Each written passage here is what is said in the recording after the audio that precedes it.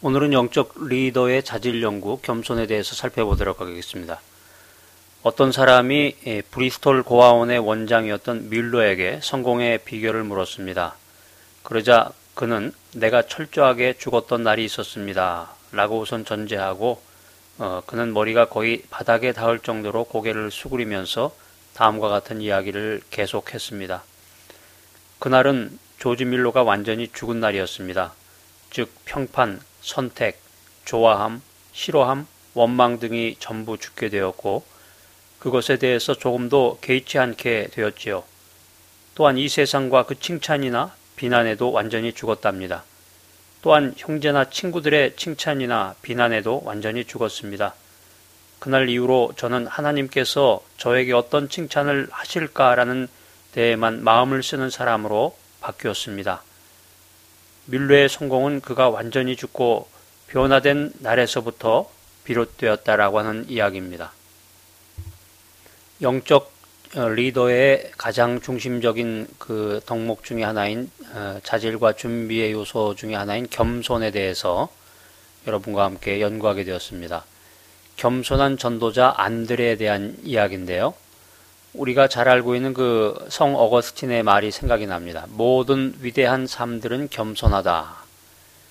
성 어거스틴은 이런 얘기를 했는데요. 기독교의 최고의 덕은 첫째도 겸손, 둘째도 겸손, 셋째도 겸손이다. 이와 같이 겸손은 예수님의 성품이라고 할 수 있겠습니다. 또 기독교의 최고의 미덕이라고 할 수 있는 것입니다. 우리는 이제 겸손한 인물로 손꼽히는 예수님의 제자였던 안드레를 살펴보면서 여러분과 함께 연구해 보고자 하는데요. 먼저 겸손으로 허리를 동이자라는 주제입니다. 은가루를 뿌려놓은 듯한 은빛 물결이 유유히 흐르는 요단강이 보입니다. 그 강 한가운데 세례자 요한에게 세례를 받고 있는 몇몇의 사람들의 모습이 멀리서 보입니다.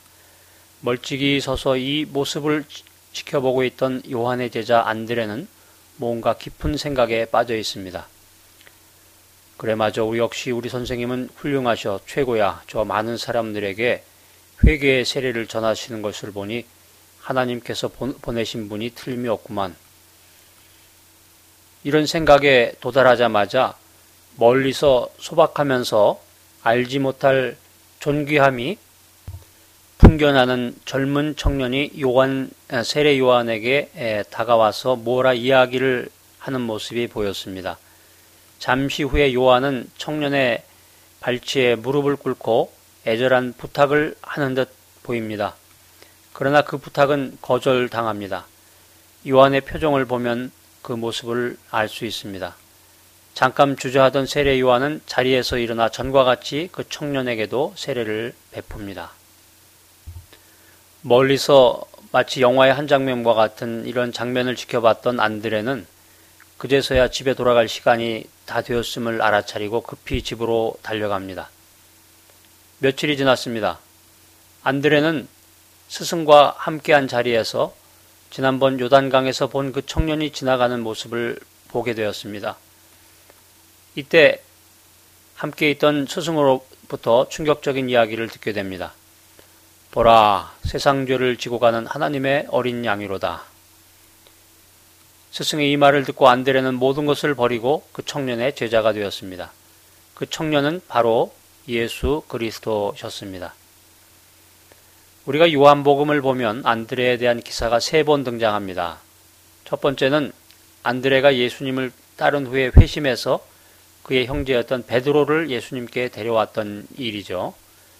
두 번째는 예수님께서 오병이어의 기적을 베푸시기 전에 보리떡 5개와 물고기 2마리를 가진 소년을 예수님께로 데려왔던 일입니다.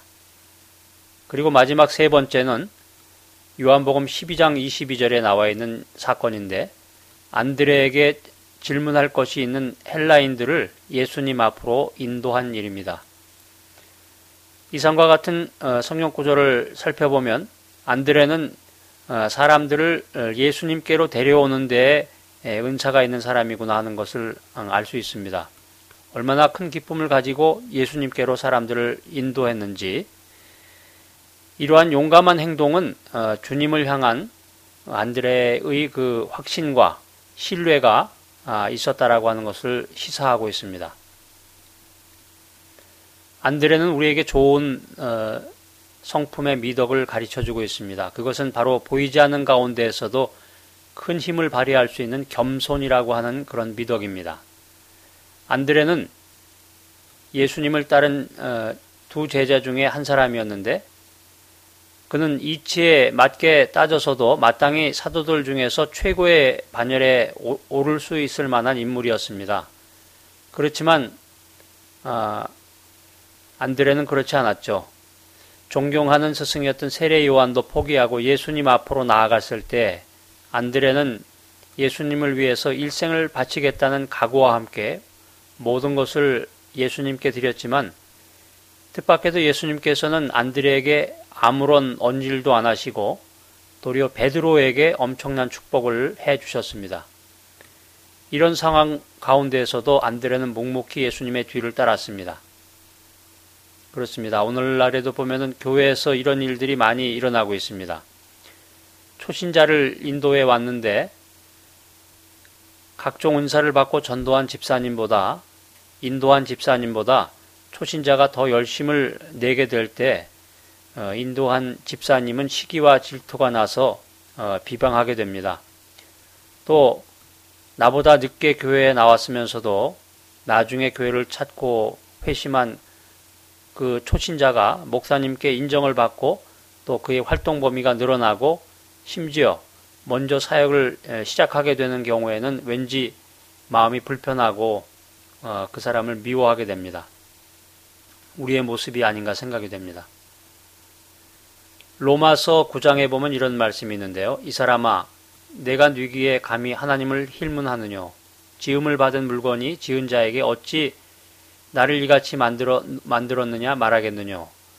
토기장이가 진흙 한 덩이로 하나는 귀 있을 그릇을 하나는 천이 있을 그릇을 만드는 권위 없겠느냐? 로마서 9장 20절로 21절 말씀입니다. 진정한 겸손은 무엇일까? 진정한 겸손이라고 하는 것은 자기 자신을 인정하는 것입니다. 자기의 능력도 인정하고 자기의 부족도 자기의 외모까지도 인정을 하는 것입니다. 또 적게 주신 하나님의 달란트도 인정하고 받아들이는 것이 진정한 겸손의 마음이다 라고 하는 것입니다. 이것이야말로 지혜롭고 겸손한 종의 자세입니다. 그것이 바로 다른 말로 얘기하면 겸손으로 허리를 동이는 것입니다. 안드레의 모습이 그랬는데 자신이 형이었던 베드로보다 많은 능력을 가지지 않았다는 것을 인정한 것이 안드레였습니다. 그래서 안드레는 적은 능력을 가지고 능력이 많은 형이었던 베드로를 주님께로 인도했습니다. 지극히 작은 일에 최선을 다한 사람이 바로 안드레였던 것입니다. 내가 이렇게 하면 주님이 기뻐하시겠지. 나도 주님께 칭찬받을 수 있을 거야.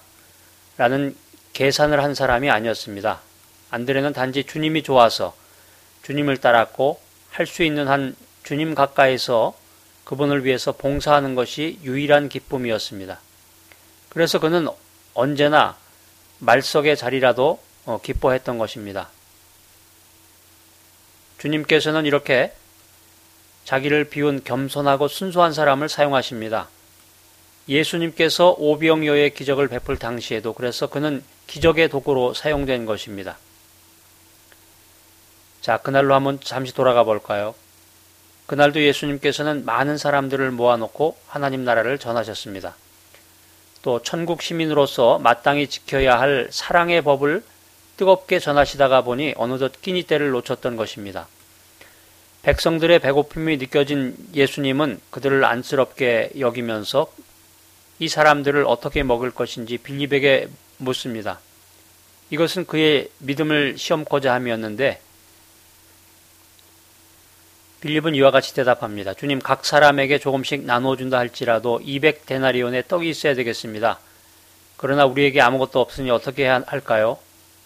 지극히 상식적인 답변이지만 그는 예수님의 시험에 불합격했습니다.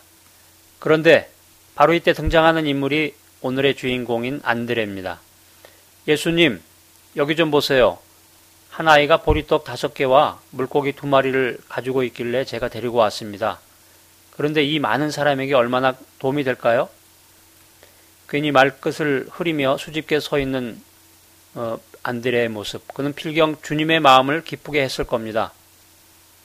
아니 안드레, 자네 그걸로 얼마나 먹일 수 있겠어? 참 어리석은 마음이군. 어쩌면 나머지 제자들은 이런 이야기를 하며 그를 비웃었을지도 모릅니다. 사실 지극히 상식적으로 생각해 볼 때 한 아이의 도시락을 들고 온 모습은 어찌 보면 황당무계한 일이 아닐 수가 없습니다.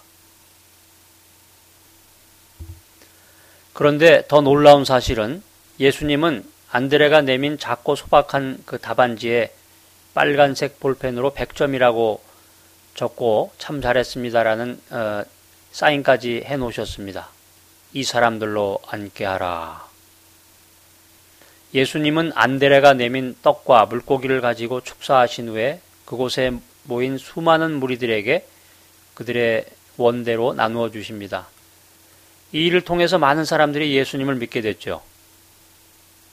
겸손한 사람, 늘 드러나기를 원치 않고 오히려 다른 사람을 축혀주는 사람, 워낙 말이 없어서 그의 자리도 잊어버리게 되는 말석의 주인공. 안드레는 그런 인물이었습니다. 그렇지만 예수님은 이런 그의 안드레의 장점을 아름답게 지켜주시며 그를 사랑하셨습니다. 남들은 너무 작고 하찮게 보는 일을 그는 소중히 생각하며 자신의 일로 여겼고 어느 제자 못지않은 훌륭한 제자였던 것입니다. 지금도 주님은 안드레와 같은 사람을 찾고 계십니다. 자신을 드러내지 않고 대가를 바라지 않고 순수한 마음으로 주님을 따르는 사람, 그리고 언제나 말석이라는 굴레를 벗어나지 못한다 할지라도 맡겨진 위치에서 최선을 다하는 사람, 그리고 주님이 일하시고자 할 때 부끄러움과 창피를 무릅쓰고 용기 있게 자기의 적은 능력도 주님께 드릴 수 있는 바로 그 사람. 그 사람은 진정 천국에서 높다 일컬음을 받을 것이요, 겸손한 자만이 들어갈 수 있는 천국에 당당히 들어갈 수 있는 사람입니다.